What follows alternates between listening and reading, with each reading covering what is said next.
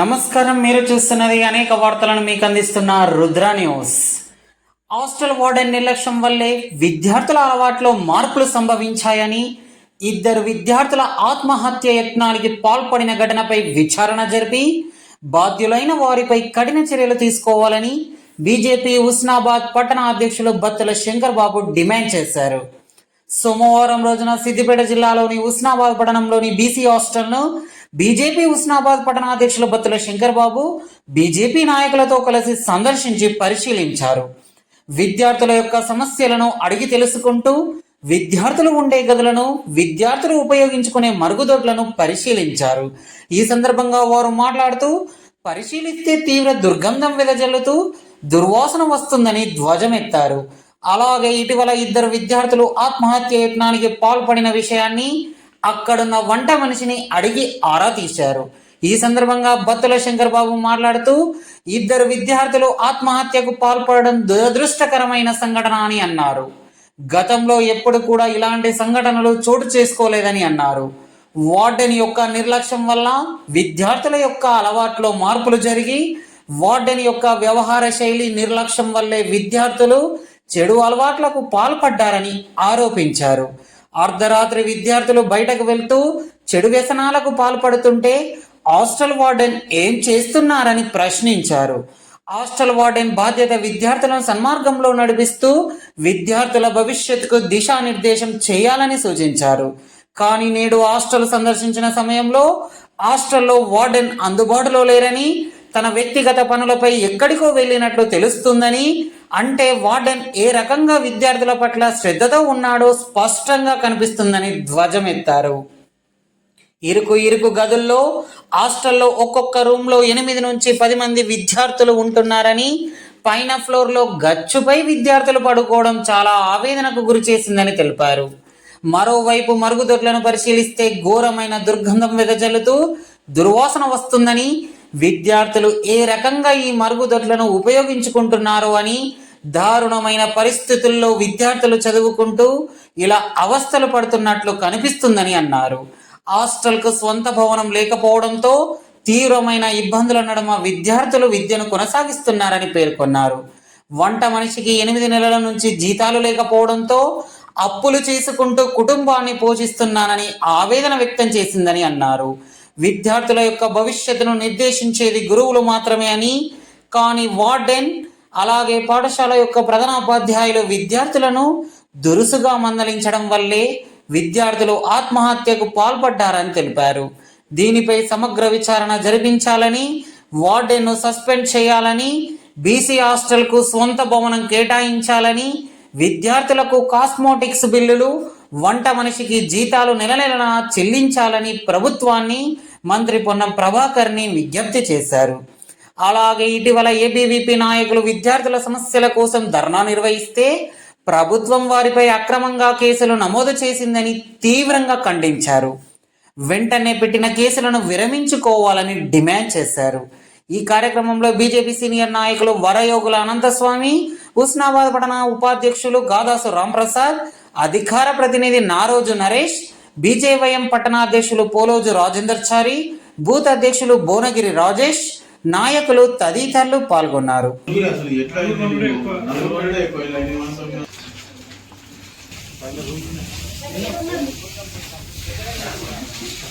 అడుగుతారా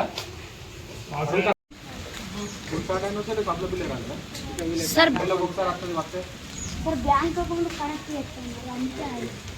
ఇప్పుడు ఎవరి అకౌంట్ వాళ్ళకే చేతికిస్తే పోతానే, ఇప్పుడు బ్యాంక్ అకౌంట్ కనెక్ట్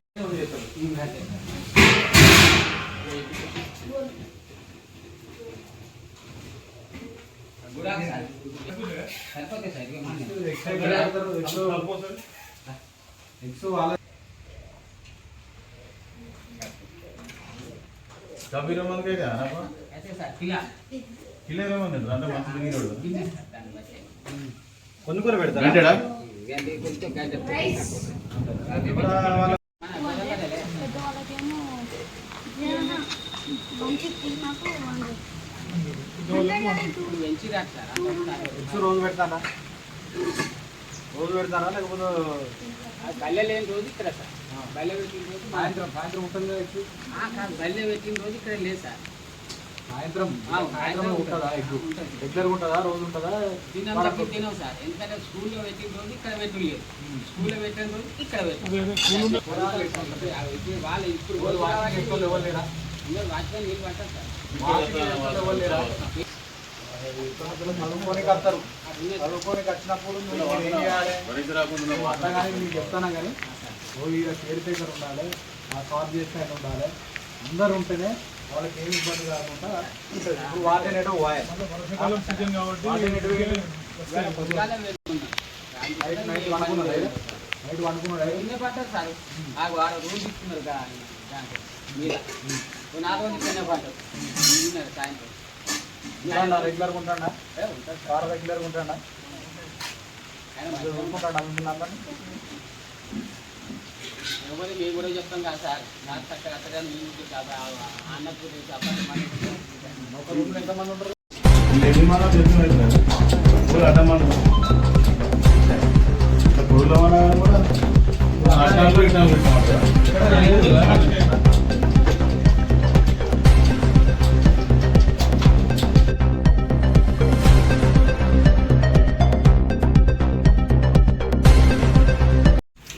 షోరూమ్ పొద్దున ఏం కూర ఇస్తారా మళ్ళీ పెడతారా పడేసలే సార్ పడేసిందే అది ఈరోజు ఉస్నాబాద్ పట్టణంలోని బీసీ హాస్టల్ను సందర్శించి విద్యార్థుల యొక్క సమస్యలను తెలుసుకోవడం జరిగింది. మరి ఇటీవల ఇద్దరు విద్యార్థులు వారిని ప్రిన్సిపల్ ఎవరైతే స్కూల్ హెడ్ మాస్టర్ ఉంటారో స్కూల్ హెడ్ మాస్టర్ వాళ్ళు చేస్తున్న అలవాట్లను మార్చుకోవాలని చెప్పి వారిని కొద్దిగా హెచ్చరించినందుకు వారు ఆత్మహత్య యత్నం చేసుకోవడం జరిగింది. మరి ఈరోజు ఈ హాస్టల్ను కనుక సందర్శించిన సందర్భంలో వార్డెన్ గారు ఎవరైతే వార్డెన్ భద్రయ్య గారు ఇక్కడ విధులు నిర్వహిస్తూ ఉన్నాడో ఈరోజు ఆయన డ్యూటీలో ఉన్న ఈరోజు పిల్లలకు హాలిడే కానీ పిల్లలు ఇక్కడనే ఉండాలి కానీ ఆయన డ్యూటీ ఉన్నా కూడా ఈరోజు ఆయన వ్యక్తిగత పనుల కారణం చేత మరి బయటికి వెళ్ళడం జరిగింది. ఈ రకంగా హాస్టల్ యొక్క వార్డెన్ యొక్క పూర్తి నిర్లక్ష్యం వల్లనే ఎవరైతే ఇద్దరు పిల్లలు ఉన్నారో ఈ హాస్టల్ వార్డెన్ ఏం చేయాలి, విద్యార్థులను సక్రమంగా ఉన్నారా లేదా, వాళ్ళకు మంచి చెడు అలవాట్లు కాకుండా మంచి అలవాట్లు మంచి అలవాట్లతో కూడిన విద్యాభ్యాసం కానీ వారికి చిన్నతనంలోనే ఉంటారు కాబట్టి నేర్పించాల్సిన బాధ్యత వాళ్ళని ప్రొటెక్ట్ చేయాల్సిన బాధ్యత కేర్ టేకర్గా ఈ వార్డెన్ పై ఉంటుంది. కానీ ఈరోజు ఆ వార్డెన్ ఇక్కడ లేకపోవడం ఆయన యొక్క నిర్లక్ష్యం పూర్తిగా ఇక్కడ కనబడతా ఉన్నది. మరి మేము ఈ సందర్భంగా ప్రభుత్వాన్ని ప్రశ్నిస్తూ ఉన్నాం. ఇలాంటి వార్డెన్లను కనుక పెట్టినట్టయితే ఈ రకంగానే మరి పిల్లలు చెడు అలవాట్లకు పాల్పడి ఈ రకంగా వాళ్ళని ఏదో మందలిస్తే మరి ఈ రకంగా ఆత్మహత్యలు చేసుకోవడం అనేది జరుగుతూ ఉన్నది. ఇది దురదృష్టకరమైన పరిణామం. మరి అనేక సందర్భాలలో పొన్నం ప్రభాకర్ గారు ప్రతి హాస్టల్ తిరుగుతూ ఉన్నారు. కానీ ఎందుకు ఇంత నిర్లక్ష్యంగా అధికారులు వ్యవహరిస్తున్నారో అర్థమైతలేదు. వీళ్ళకు సొంత భవనం లేక ఈరోజు పిల్లలు కనుక చూసుకున్నట్టయితే గచ్చు లేని ప్రాంతంలో గచ్చేసి ఇక్కడ బండలు కానీ ఏం కానీ వేయని ప్రాంతంలో పిల్లలు ఒక్కొక్క రూమ్లల్లా 8 మంది 10 మంది పండుకుంటారని చెప్పేసి వాళ్ళే స్వయానా చెప్తా ఉన్నారు. వాళ్లకు తీవ్రమైన ఇబ్బందులు ఎదుర్కొంటా ఉన్నారు. వాళ్ళు ఈరోజు సబ్బుల బిల్లు రాక స్కూల్ స్టార్ట్ అయిన నుంచి ఇప్పటిదాకా సబ్బుల బిల్లు రాలేదట. ఈ రకంగా వారికి అనేక సమస్యలను వారు మాకు విన్నవించడం జరుగుతూ ఉన్నది. మేము ఈ సందర్భంగా మంత్రి పొన్నం ప్రభాకర్ గారిని, స్థానిక మంత్రి కాబట్టి వారు చూసుకోవాల్సిన బాధ్యత వారిదే కాబట్టి మేము డిమాండ్ చేస్తూ ఉన్నాం. బీసీ హాస్టల్కు ప్రత్యేకంగా సొంత భవనాన్ని కేటాయించాలని చెప్పి ఈ సందర్భంగా మేము డిమాండ్ చేస్తూ ఉన్నాం. ఎవరైతే ఇక్కడ వంటగాడు ఉన్నాడో వారికి కూడా జీతాలు వస్తలేవని చెప్పేసి పాపం ఆయన ఆవేదన వ్యక్తం చేస్తూ ఉన్నాడు. 8 నెలల నుంచి నాకు జీతాలు ఏం లేవు సార్ అని చెప్పేసి ఆయన ఆవేదన వ్యక్తం చేస్తూ ఉన్నాడు.